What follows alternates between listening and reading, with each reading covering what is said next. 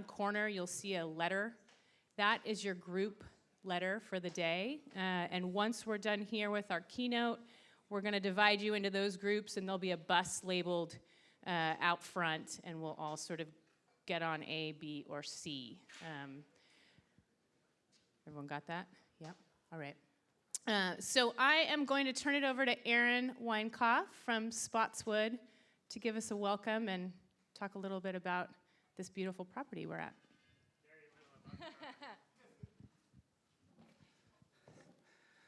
Good morning, everybody. Nice to see a lot of faces I know and recognize. I am here, well, because Beth had a doctor's appointment and is not going to welcome you personally. So I just wanted to, first say thank you to everybody. Thank you for joining us here. Thank you to the grape growers for being so diligent about hosting this event on a annual, every other year basis.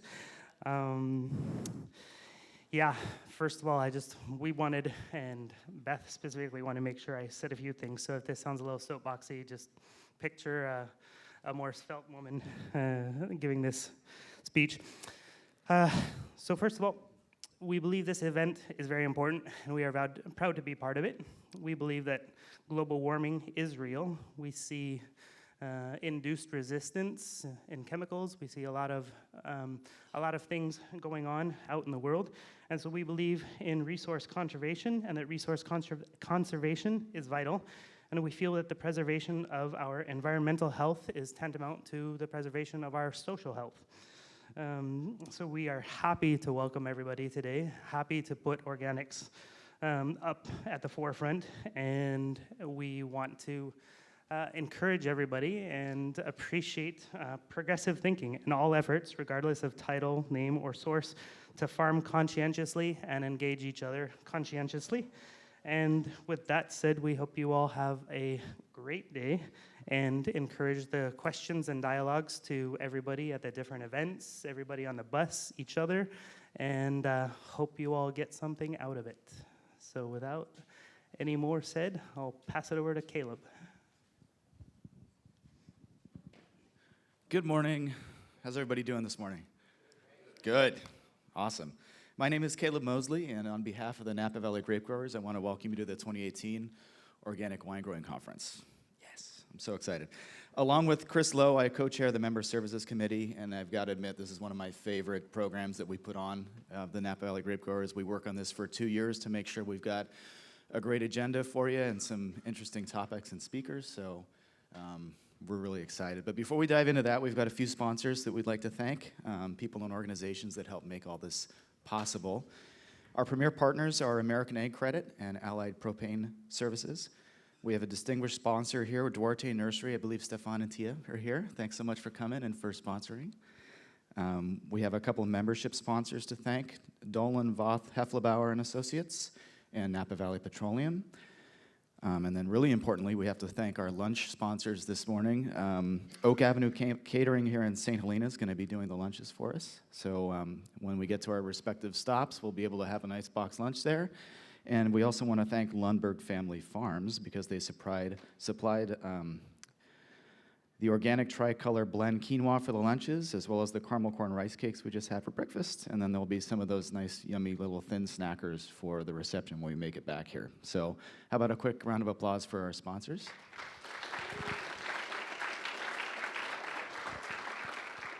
Thank you. So we also need to thank the USDA Risk Management Agency because they awarded the Napa Valley Grape Growers with a generous risk management educational grant. Through this grant, we were able to offset many of the costs to put on these programs, seminars, and field trips. So we are extremely appreciative of their support. So if we get a round of applause for the RMA as well, that'd be great. One more thank you, and that's for all of you for clearing your busy schedules to take part in today's Organic Wine Growing Conference. Everyone's done with like canopy work and thinning and planting, right? And spraying's done. It's, relaxing time, right? Waiting for harvest, yeah. That couldn't be further from the truth for some of us. But just want to say that this is only possible due to your interest and enthusiasm in organic wine grape growing. We'd like to thank those of you that traveled from outside of the Napa County borders as well to come here. It's a little bit of a distance, and we're happy to welcome you for today's events too. Okay. Now on to the good stuff. Our keynote speaker this morning is Grant Lundberg. He's the Chief Executive Officer of Lundberg Family Farms. Lundberg Family Farms is the nation's leading producer of organic and eco-farmed rice and rice products. He is a member of the third generation of the Lundberg family, which has owned and operated a rice farming, processing, and marketing business in the Sacramento Valley since it was founded by his grandparents in 1937. Today, the Lundberg family is made up of over 50 members in the second, third, fourth, and fifth generations.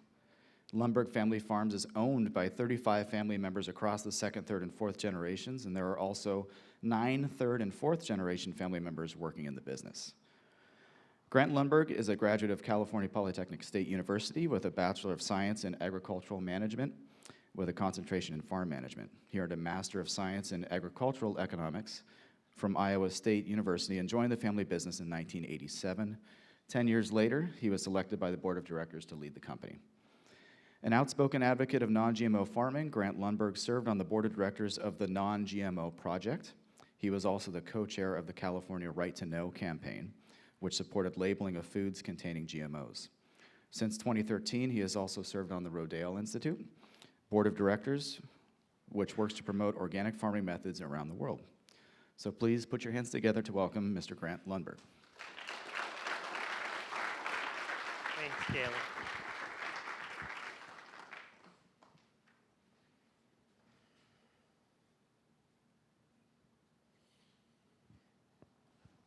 Thank you, Caleb, for that welcome and introduction. And Sonia, thank you for the invitation to be here. I'm really excited to share our story with you, the story of why we do what we do. And it really came out of our history as a family.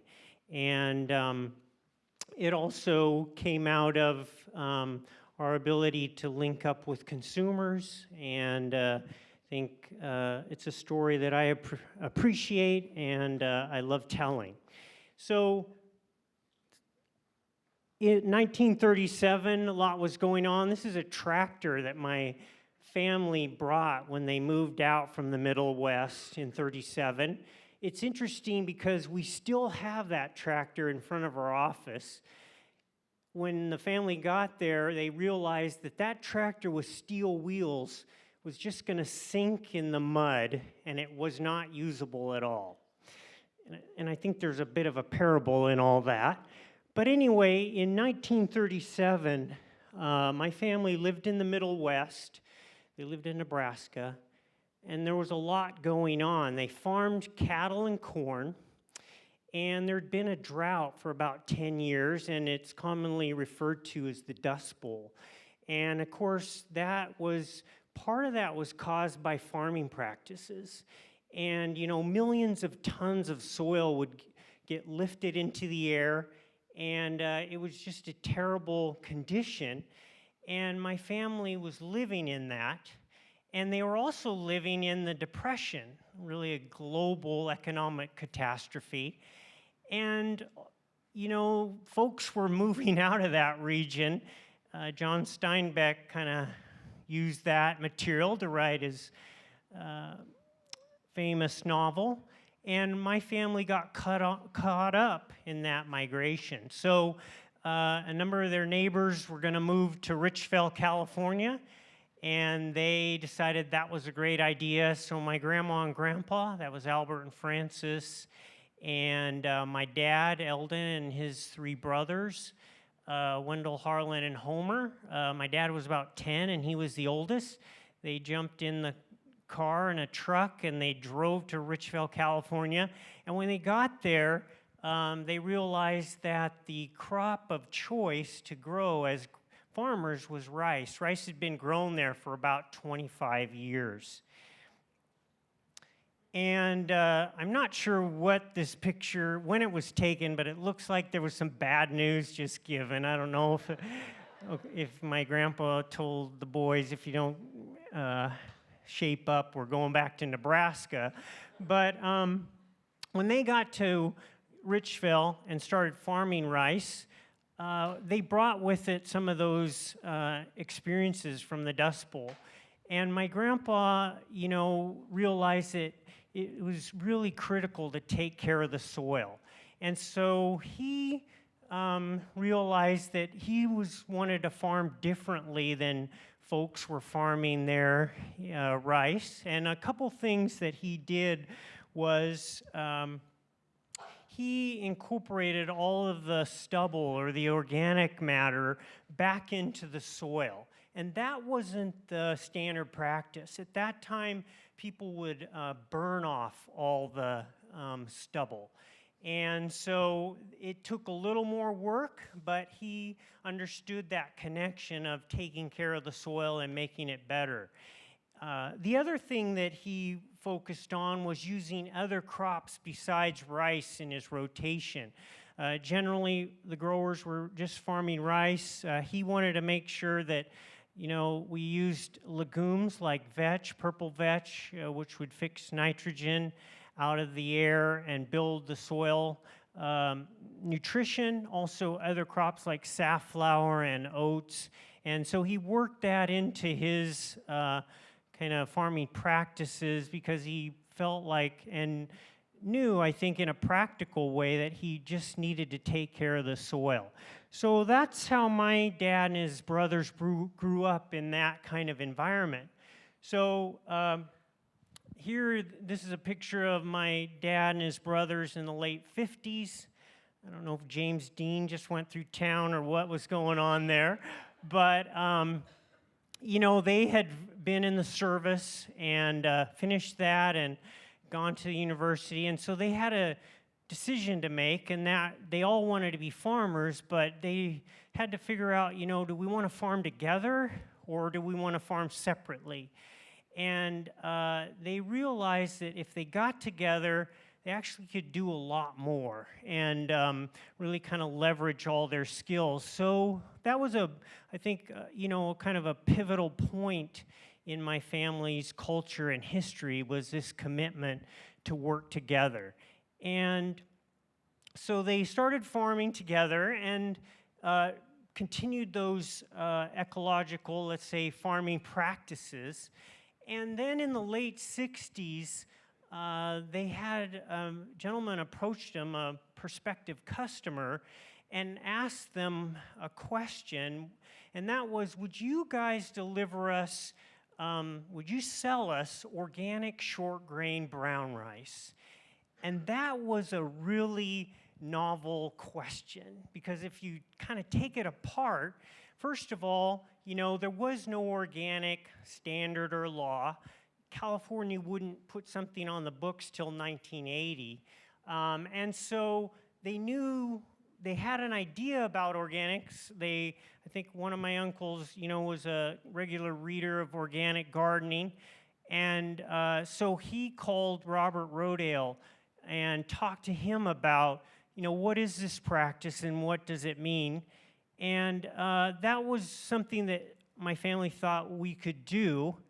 And then the idea that we would grow rice and mill it, just take the hull off. That was counter. 100% of all rice consumed in the world was milled white. So you're taking off the bran, and the bran contains the fiber and most of the vitamins. And but this idea was coming to them through the kind of starting movement around eating food that's healthy to make healthy people.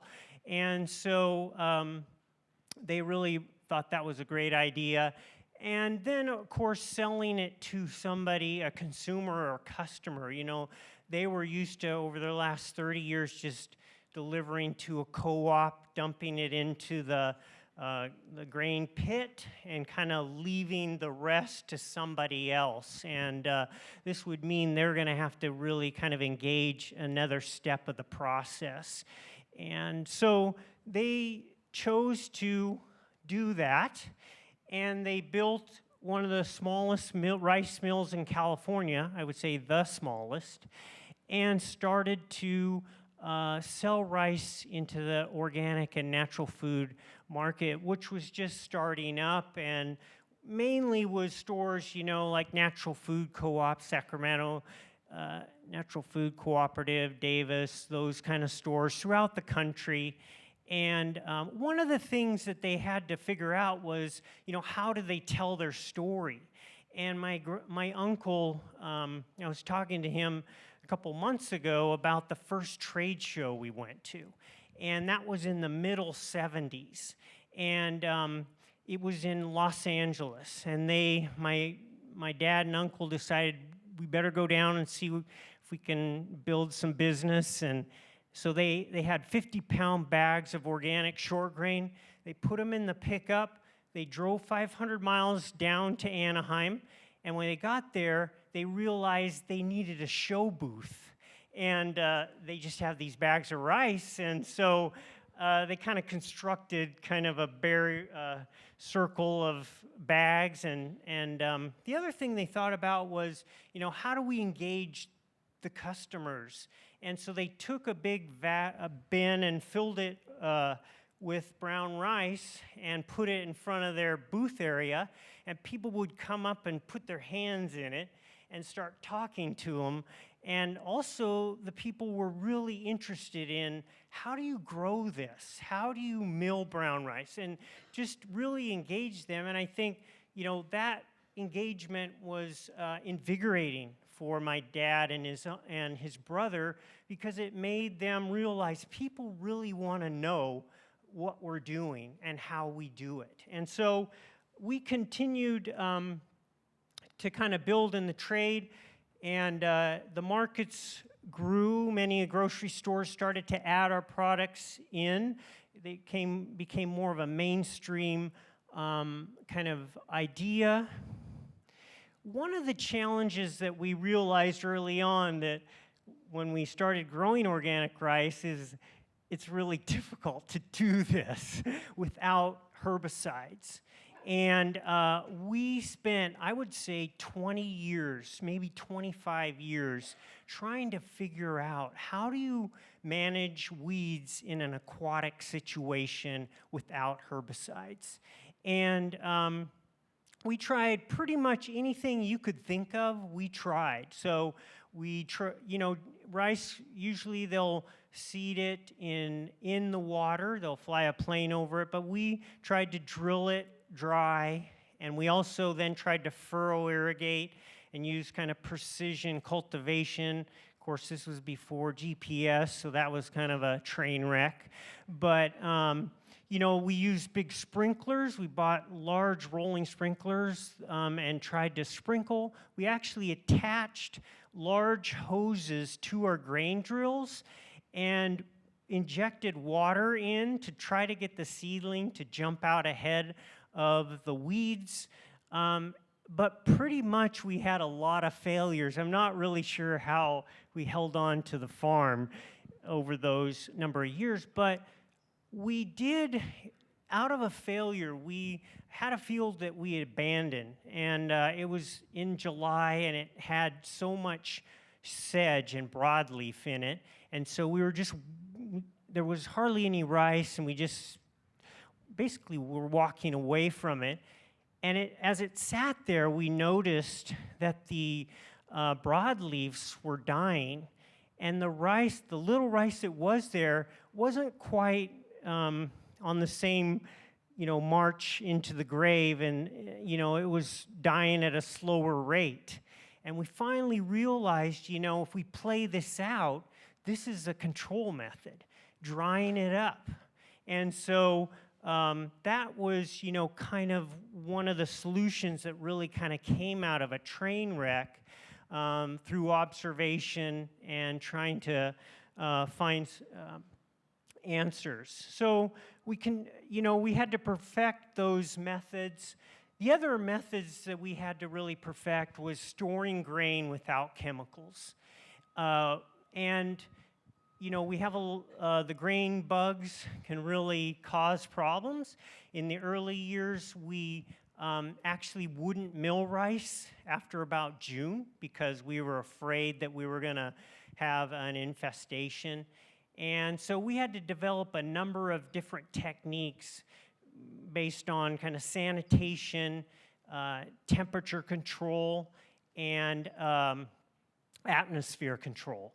And using a combination of all those has enabled us to manage our pests in the grain storage tanks without chemical controls. And that was a real bridge for us to put together to kind of build the business, but it was another one of those things where we had a lot of train wrecks before we kind of figured out what to do. As the business continued to grow, and one of the things we started to do was, add packaged products to our line, and this was an opportunity, I think, for us to really kind of tell our story. Those package facings were one of our key ways to deliver the message, and I think one of the other ideas is that, our ideas around sustainable farming have really kind of been drilled into us from our story. And so even today, the family, of course, has an understanding of that heritage, but that really carries on throughout the organization. It's just not about being certified organic. It's about taking care of the land and making things better. But as the organic label developed, I think, of course, we used that to kind of qualify what we were doing, but we still wanted to tell the story of what was happening on the farm and in our manufacturing, because we felt that was something that consumers were interested, and that just the organic label wasn't enough to really build our brand.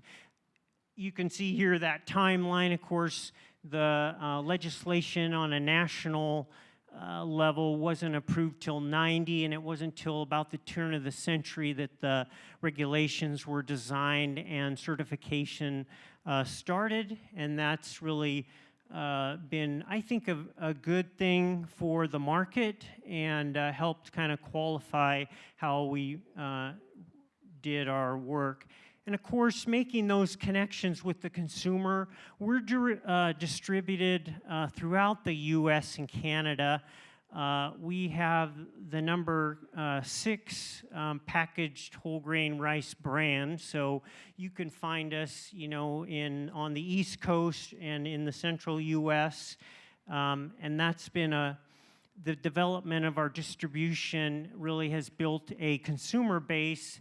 And in our latest kind of consumer studies, we are in about 4 million households in the US have our products, but there's about 110 million households. So we've got an opportunity there to get to other folks. But one of the other practices that we do is integrate in with waterfowl that use the flyway where our farms are. When we go to start working the ground, sometimes we'll have a lot of nesting mallards there, and so we work with the California Waterfowl Association, and they'll bring crews that will come through the fields and collect the eggs, and then we'll take them to a certified hatchery, and they'll hatch them. And we've done that probably since about the late 80s. And that's been a good program for us from a number of standpoints. But I think it's kind of representative of that idea of integrating into the environment and working within the important system there. So our mission, I think, reflects the story that I've just told you, and I think it is about making a healthier world, and we do, I think that's what we're doing every day at Lundberg Family Farms, and we do have a strong legacy, but that doesn't guarantee the future, and so we're continuing to kind of innovate and work there at Richville. We have about 375 employees, and we farm we have a couple of ranches. We also farm on the coast. We just started doing that, and that's where we're producing our quinoa, and I'll talk to you just for a little bit about that. We have about 15,000 acres of organic rice production, and about 40%, around 6,000 acres of that are farmed by our farming group, our farming operations, and then we contract with growers for the other balance of that. And we've been contracting with growers since the late 70s, because when we started getting into the market,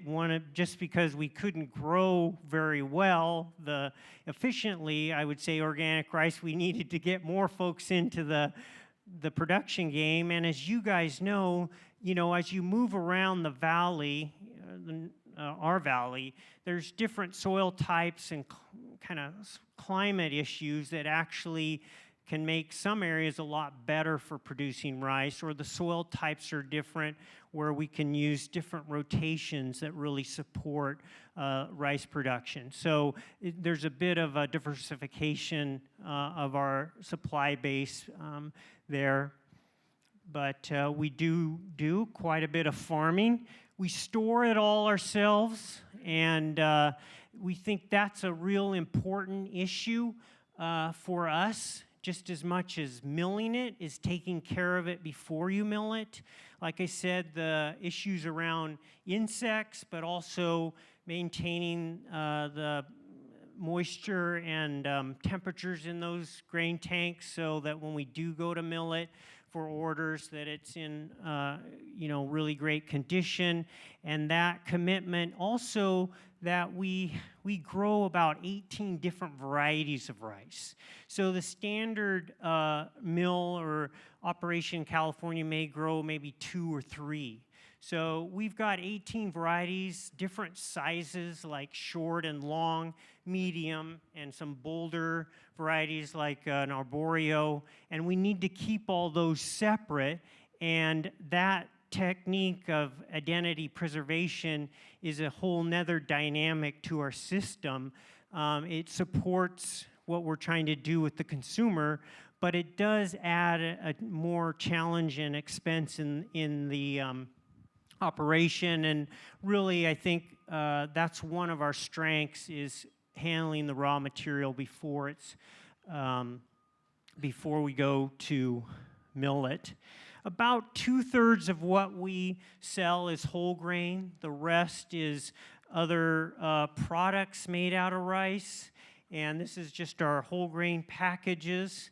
And this is our rice cake facility. We just built a new food manufacturing facility in Richville, 75,000 square feet, and to handle this kind of our snack products like the rice cakes and the thins. And I'm going to leave some sweet dreams with you guys, which is chocolate-covered rice cakes. So I hope they don't melt in my car, but I'll get them out of there before it's 100. And we do other products like the side dishes. This is our office structure in Richville. Down on the bottom left hand, we have a PhD plant breeder on staff and a number of crop scientists that support that person. We have a number of our varieties are proprietary. We also use the California, some of the California varieties.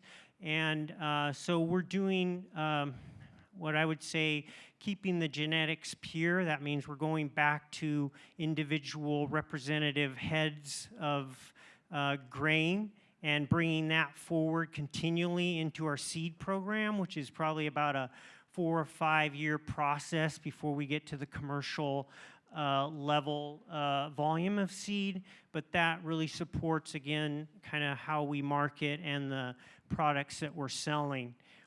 One of the things, just a side story about what we're doing, you guys are going to have our quinoa for lunch. That came to us in really kind of an interesting idea. One, we saw that quinoa was moving into the grain section in the grocery store around 2010 or 12. We were at Whole Foods and they asked us to bring them an organic quinoa. They wanted to buy an organic. So we went and found a producer in Bolivia and came back to them. And in the next appointment, they said, no, we didn't mean, you know, buy it from Bolivia. We meant you guys need to grow it here and sell it to us. So that kind of set us out on a new crop and figuring out a whole new crop, and that's been an exciting journey. Quinoa doesn't have any of the kind of infrastructure that the major cereal grains have. They did the purity of varieties, the research, so we had to kind of figure out what varieties would grow well where. The place where quinoa grows the best is in Humboldt County on the coast. We grew it in Idaho and Washington and Colorado, but Humboldt just has the perfect climate. Quinoa is a great crop because it grows on what I would call poor quality soil, and it doesn't, it can't tolerate irrigation or direct moisture. The fog works out really well, and so we've been growing quinoa on the coast there, and I think we're one of the first organic packaged U.S. grown quinoas to market, and I think it's an exciting kind of new variety for us. Just a little about what our consumers today are interested in. We do a lot of research on our consumers, and of course they want the products that we sell, they need to taste great. I think that's a general starter.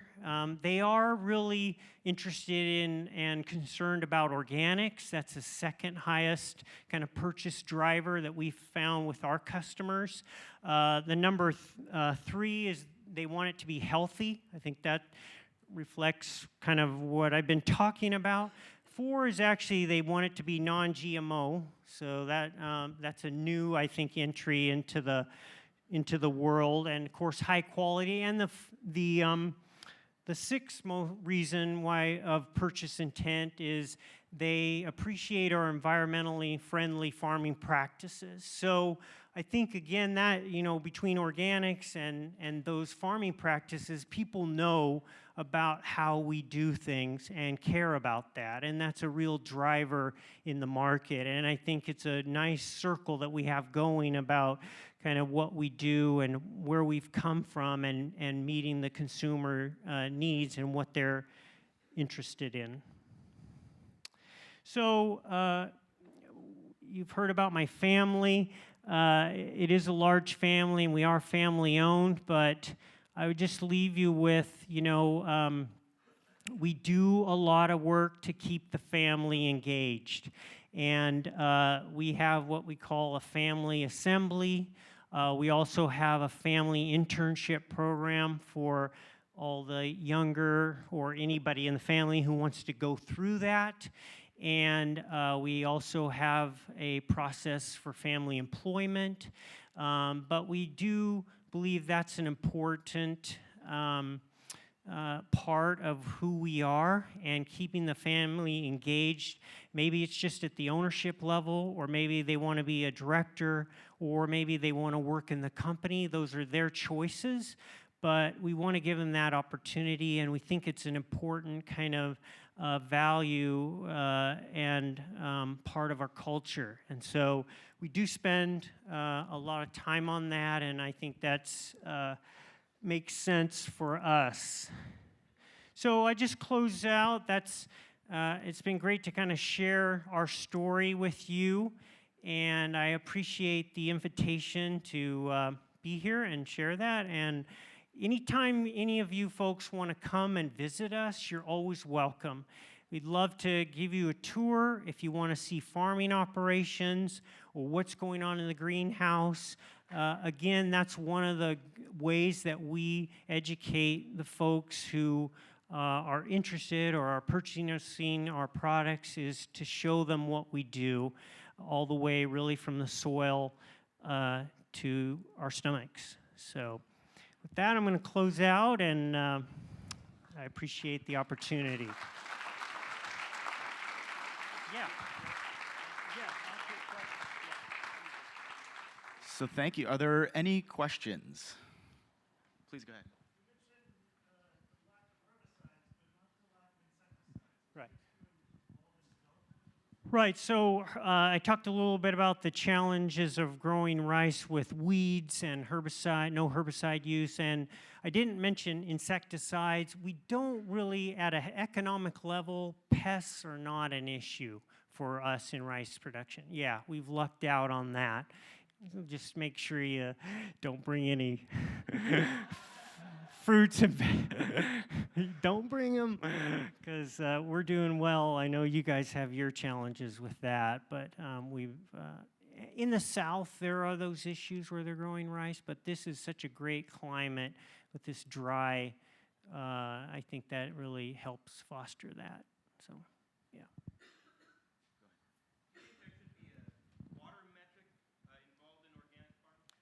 Yeah, no, I think that's really important.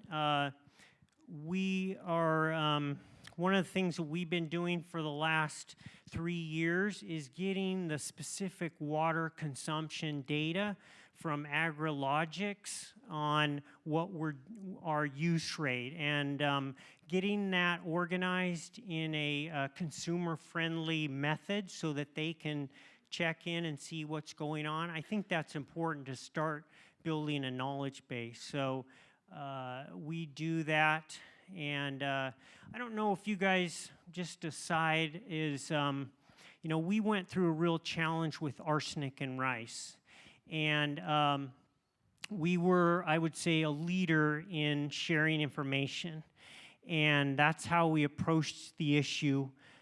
If you go to our website, you can see crop tests for, I think, 3 or 4 years with the different varieties on what the levels of arsenic is.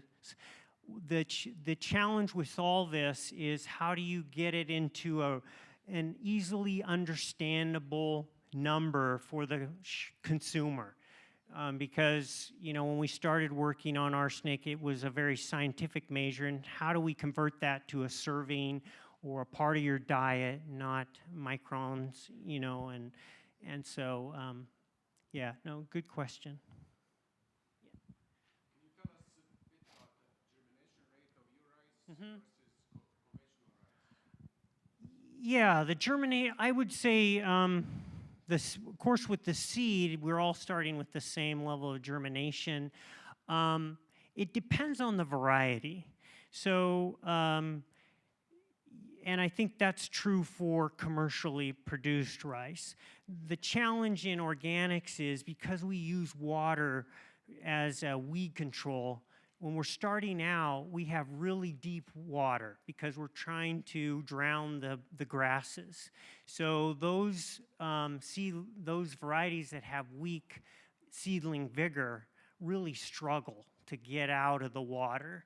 And so it varies by variety based on the technique we're using.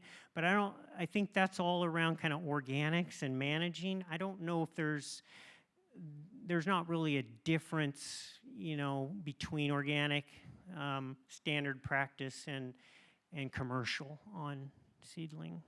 Yeah. What's the status of GMO in rice right now, and your ability to preserve Yeah. pure strain? Yeah, so what's the status on GMOs in rice in California? The California rice industry at the turn of the century put in place, I think, really a world-class, groundbreaking system to manage what I would say, what we called kind of varieties of economic impact. And that's how we had dodged and brought legislation to the California legislature. Basically, there's protocols that companies, if they're introducing a GMO in rice into California, they have to follow to protect the 99% of the other industry that doesn't want to use them because their export markets won't allow them.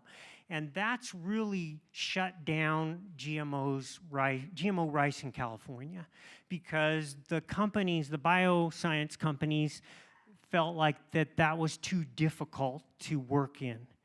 What's interesting is we helped design that legislation.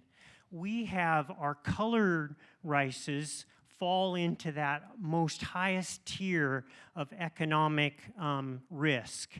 And so we go through and we help write those, because we handle varieties that if they escape from our fields or supply, they will ruin the neighbors' fields. And we're their neighbors and we're not gonna ruin their fields, so we're gonna take the time to make sure that we don't impact our neighbors. But that's not how the bioscience companies look at it. So it was a great legislation to really manage that, I think, in an open way, give everybody the same shot. They just have to follow the best practices that are in the legislation. So, yeah.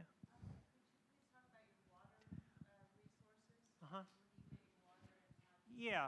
So where's our water come from? The water for our farm comes from the Feather River, and some of our growers, what we call on the west side, willows and that's coming out of the Sacramento River. Water in Northern California has one of the best water resources in the world. We're all in gravity flow on 90%. We had water rights in 1914 that were just gravity. We were just river diverters. The system in California was built to manage flooding and transport it south. And so we have a very strong kind of history in water, and I think a very good water right, but that doesn't mean it'll always be that way. And so there's a lot of effort going on to work within California, from Northern California, to preserve that right. And sometimes that can mean giving up some water to actually save, or being able to move it around. And so a lot of work goes on there, but really that region is just amazing. And there's not very little pumping going on. So it gets recharged from the Feather and Sacramento watershed into the aquifer. And so there's a lot of water under the ground too. And I think the community is very, doing a great job kind of managing that, so. Great. Well, thank you again. It was a fantastic presentation. We all learned a lot. Yeah.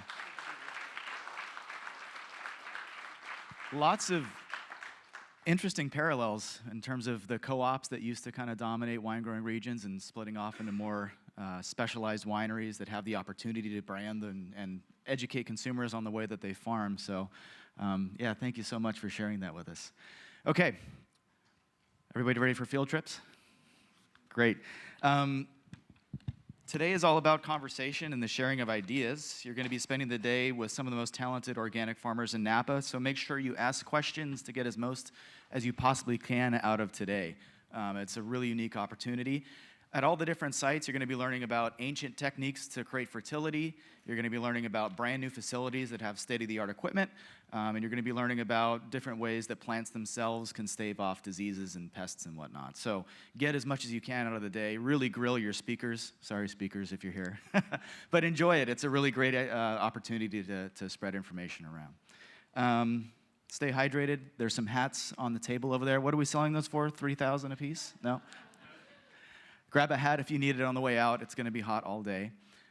There's 4 of us that are going to be on the buses with each of you. I'm going to be on bus B. Aaron, you've got a bus, I believe. C. Macy, you have a bus. Macy's right there. And then Ashley.